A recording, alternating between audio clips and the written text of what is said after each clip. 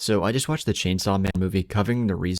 I think we can all agree the film is peak. Another anime movie banger in theaters only a month after the Demon Slayer movie is crazy. From the anime alone, this is probably the best arc so far, showing Denji's character growth and his flaws, but also showing just how much of a villain Makima is, and the setup for her whenever the anime fully catches up to part 1 is gonna make her the next best anime villain. But what makes this movie so good is the relationship and dynamic between Denji and Reze, and at its core, that's what this part of the story is all about. Denji is still smitten with Makima, but when he meets Reze, he falls for her and realizes he wants Makima and Reze. And Reze herself is portrayed as best girl so far when it comes to the story. She genuinely likes Denji and is interested in him and wants to help him better himself, as like when she tries to get him to go to school. Or at the very least saying that him working as a devil hunter at 16 is wrong, and she points out that Denji doing all of this just for food and a place to sleep is the bare minimum when it comes to living. And I feel like that line right there perfectly encapsulates what Denji's character is all about.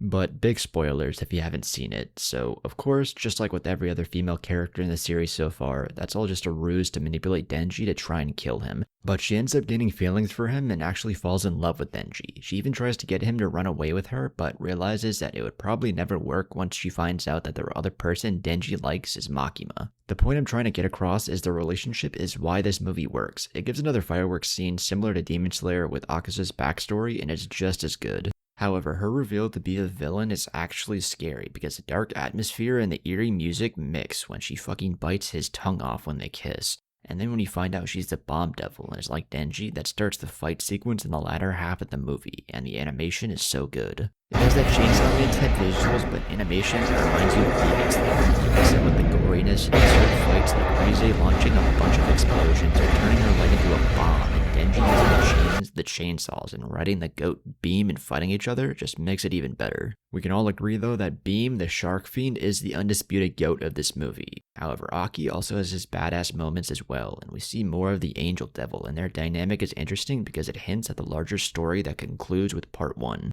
The ending, though, is tragic. More spoilers, but Denji saves Reze and the two end up on a beach. However, she ends up leaving Denji there, but the very last scene is Reze going back to the coffee shop she worked at, where Denji is waiting for her, but Makima stops her and kills her, supposedly. With Denji left thinking that she moved on when she was right across the street the entire time, and I think it's fair to say they're star-crossed lovers, and we can all collectively agree to say fuck Makima. But what do you think?